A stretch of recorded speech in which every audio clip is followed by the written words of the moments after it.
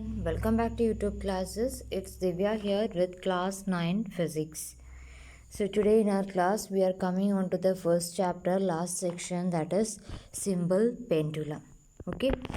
Now let us see what is simple pendulum, what is the equation for a simple pendulum, and how we are going to do the experiment related to simple pendulum.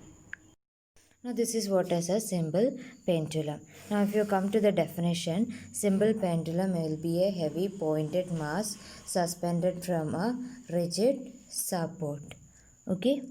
Now see from this rigid support it will be suspended using an inextensible long thread or a string. So that is about the definition of your simple pendulum.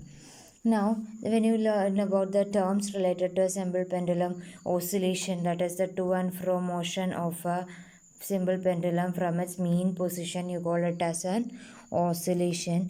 Period of oscillation or a time period, it is the time taken to complete one oscillation. This all you have learned it in your smaller classes, isn't it? So when you talk about the oscillation of a simple pendulum, just want to tell you one thing, that is one oscillation. See, this is the mean position, isn't it?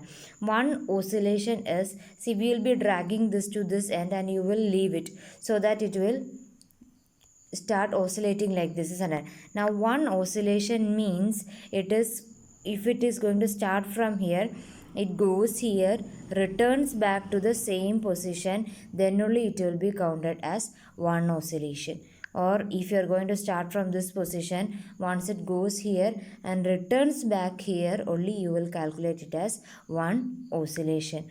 So from here, from starting from the center or the mean position, this much is not one oscillation. One oscillation will be complete one oscillation. That is, once it starts from here, it goes here and it has to return back. Then only you will count it as one complete oscillation. Okay. Now, next term related to that you have learned is frequency of oscillation. What is frequency? It is a number of oscillation in 1 second. Isn't it? Number of oscillations in 1 second, you call it as frequency. Then in your smaller classes, relation between frequency and time period you have learned.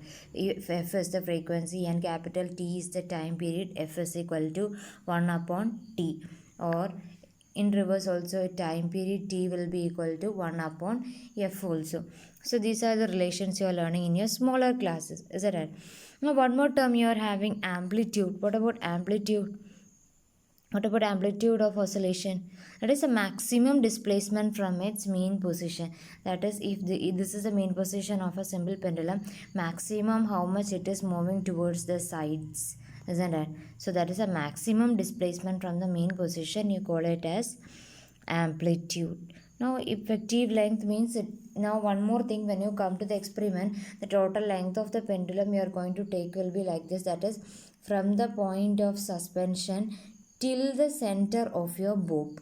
Okay, that is actually calculated as the length of the pendulum when you are going to calculate it. Now let us come to the experiment part. Before that, I'll show you how the simple pendulum experimental setup looks in the lab.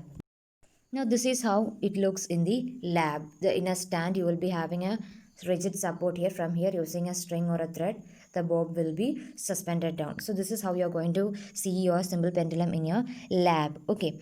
Now this simple pendulum experiment, what is the purpose? See, there should be an aim for every experiment, isn't it? Now this simple pendulum experiment is actually to find out the value of acceleration due to gravity at the place. We know the value of small letter g is going to be 9.8 meter per second square. This is a standard value we are knowing, isn't it? So when we are learning about this, we are learning that this value can vary. It can be 9, 9.1, 9.2, 9.7. So the standard value is taken from like this, that is, it is taken in the poles and the equator, some other places. So it is a mean of some values. You have taken the standard value to be 9.8. Okay. So the actual purpose of this simple pendulum experiment is, wherever you are going to perform this experiment, what is the acceleration due to gravity at that place? So that the value should be approximately or nearly, you should get the value between 9 and 10. Okay, if you get the value, then it will be a good value. Your experiment will be more accurate. Now let us come to the experiment. What you are going to do is, see, you will be having a stopwatch with you. Okay, now you are going to set up the experimental setup like this. You are going to fix the length first. Say for example, length you are going to set it with 25 or 80 centimeter, or accordingly whatever you are going to take it in the lab accordingly, or your convenience you are going to set it up. Say for example, you are going to start with 80 centimeter. So you will be having a meter rule there. You will take 80 centimeter from this end till the center of the bob should be 80 centimeter. Okay, now after setting this, what you are going to do is that you are going to make the, you will drag this bob and you will allow it to oscillate. So just after one or two oscillation from one end, you are going to calculate, start the stopwatch. Okay, now I told you 1 2 and fro, it has to go from here till here and has to come back, then only it will be one oscillation. So you will count 20, or say for example 10 or 20 oscillations you will calculate, and you will stop the stopwatch and you will note down the time. Now what you will do, you will remove this, you will take it for 90 centimeter. You will repeat the experiment for 100 centimeter. You will repeat the experiment like that. 6 or 7 values, how many more number of values you are taking, that much error will be less. So say for example 5 to in between 5 to 10 readings you are going to take, starting from 70 centimeter, 80 centimeter, 90 centimeter, like that. For between 5 to 10 readings you are going to take it. So one column you will be having your length, is that 70 80 90, like that. Then time for 20 oscillation, time for 20 oscillations, you will be noting it down in this column.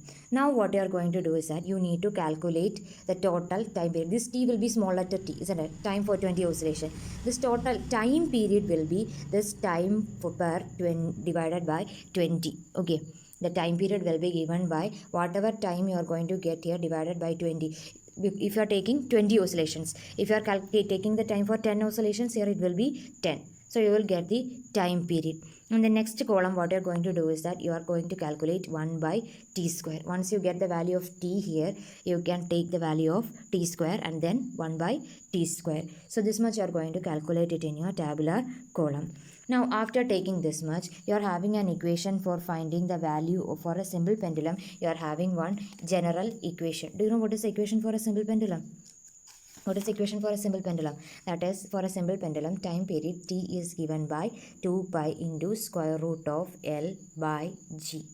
Okay, so from this equation, if you square this equation and calculate, you can calculate t from this, isn't it? Because length you are having 2 is a numerical value, pi value you know it is going to be 3.14, and this t value you are getting it from the tabular column. So when you calculate g from this equation, you will get a value approximately between, maybe between 8 8.5 to 11, between, or 9 to 10, in that range you will get a value. Okay, so now what you are going to do is that after this, one time you got a value, now you just want to confirm it once more, isn't it? How many times you take the mean value, that much error it will be free. After that, what you're going to do is that you're going to construct a graph between L and t square. So L and t square values, you are having it in your tabular column, isn't it? So you will be getting a straight line. Okay, you will get a straight line. Find the slope of that straight line. Okay, once you find the slope of that straight line, again you are having the equation for g will be equal to 4 pi square upon whatever is the slope value you are going to get. So now from the normal general equation you got a value for g, and here also you will get a value for g. Now the final result net g will be, you take the mean of these two g values you are getting, so that you will get a value of g, that will be the final value you are going to have. Okay, so from this you have to learn what is a simple pendulum, the terms related to simple pendulum like your oscillation, amplitude, frequency, time period, and all that you're learning it from your smaller classes. Now then you're having a general equation for t, that is t is equal to 2 pi into square root of L by G. That is a general equation you are having. Now one more thing, you should be aware of the factors affecting the simple pendulum, factors affecting the time period of a simple pendulum. That is, a time period of a simple pendulum is directly proportional to, that is from the equation itself, is clear, isn't it? The time period is directly proportional to length. Higher the length, higher will be the time period of a simple pendulum. That is all the thing you have to remember here. Okay, now towards the last you are having seconds pendulum. Okay, seconds pendulum, when you talk about the seconds pendulum, usually it is the pendulum clock of our house. In case of a seconds pendulum, the time period is going to be 2 seconds. That can be a small 2-mark question.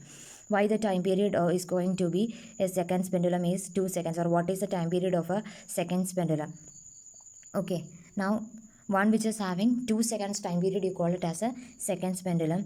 That is in 1 second, one extreme to the other, and it will move only in 2 seconds. Okay, it takes time 1 second in moving from extreme to the other extreme, so that the time period will be 2 seconds. That is why it is called as seconds pendulum. So that you are having a small topic with just what is seconds pendulum only. Now what you have to do is that take your textbook, go through this portion, and it's very few simple numericals, 2-3 numericals are there in your textbook. You can try, 9 questions are there. You can try doing it. No much equations, only related to simple pendulum. It is only simple equations for time period and your frequency, direct and indirect, or finding the value of g. Direct questions only. You can just go through that, and if you have any doubt on that, you can put it in the comment box. So till we see in the next class, stay safe. Thank you.